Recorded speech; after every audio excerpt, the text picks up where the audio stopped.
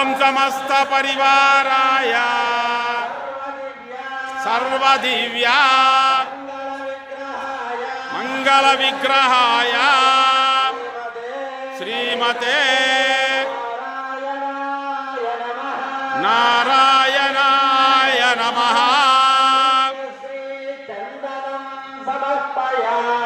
दिव्यश्री चंदनं समर्पयामि।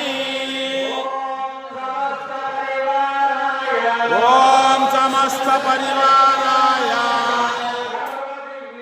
सर्वदिव्या मंगल विग्रहाय श्रीमते